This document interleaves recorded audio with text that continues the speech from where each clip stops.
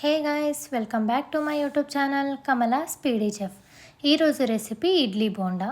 ఇడ్లీ తీసుకొని ఇడ్లీని 4 పీసెస్గా కట్ చేయాలి. నేనైతే 4 ఇడ్లీస్ తీసుకున్నాను. మీరు మీకు నచ్చినన్ని ఇడ్లీస్ తీసుకొని ఇలా కట్ చేసుకోండి. తర్వాత శనగపిండి తీసుకోండి. నేను 1 కప్ శనగపిండి తీసుకున్నా. ఇందులోనే కొంచెం అజ్వైన్ యాడ్ చేయండి. అలాగే ఒక 1/4 స్పూన్ సోడా యాడ్ చేయండి.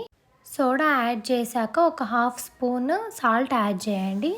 యాడ్ చేశాక కొంచెం వాటర్ వేసుకొని కన్సిస్టెన్సీ చూసుకొని వాటర్ మిక్స్ చేసుకొని బాగా కలపండి. దాని తర్వాత నేను చూపిస్తున్నట్టు ఆ కన్సిస్టెన్సీ రావాలి. దాని తర్వాత కొంచెం రైస్ ఫ్లోర్ తీసుకొని యాడ్ చేయండి. రైస్ ఫ్లోర్ మనం క్రిస్పీ రావడానికి కోసం యాడ్ చేసుకుంటాం.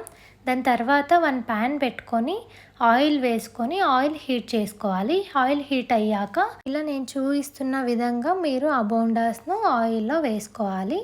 ఇది అయ్యాక కొంచెం గోల్డెన్ రోస్ట్ వచ్చాక ఈ బోండాస్ను ఒక ప్లేట్లో తీసుకోవాలి. నేను చూపిస్తున్నట్టుగా గోల్డెన్ రోస్ట్ రావాలి, అలా అయితే బాగుంటుంది. తర్వాత 1 బౌల్ పెట్టుకొని అందులో కొంచెం ఆనియన్స్, కొరియాండర్ లీవ్స్ యాడ్ చేసుకోండి. కొంచెం సాల్ట్, అలానే రెడ్ చిల్లీ పౌడర్, అలానే గరం మసాలా కూడా యాడ్ చేయండి. యాడ్ చేసేసి బాగా మిక్స్ చేయండి. బాగా మిక్స్ చేసిన తర్వాత ముందుగా ఒక బోండాస్ రెడీగా చేసి పెట్టుకున్నాం కదా, ఆ బోండాస్ తీసుకొని ఇలా నేను చూపిస్తున్న విధంగా మిడిల్లో కట్ చేసుకోవాలి. మిడిల్లో కట్ చేసుకున్నాక ఆనియన్ మరి కొత్తిమీర కట్ చేసుకుని పెట్టుకున్నాం కదా, ఆ స్టఫ్ను ఇలా యాడ్ చేసుకోవాలి.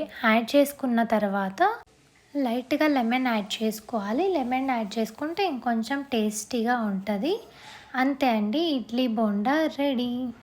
మీ ఇంట్లో ఇడ్లీస్ ఏమన్నా మిగిలి ఉంటే ఇలా చేసుకోండి. క్విక్గా ఈజీగా అయిపోతుంది, టేస్టీగా కూడా ఉంటుంది. Please do like, share and subscribe to my channel. Bye bye.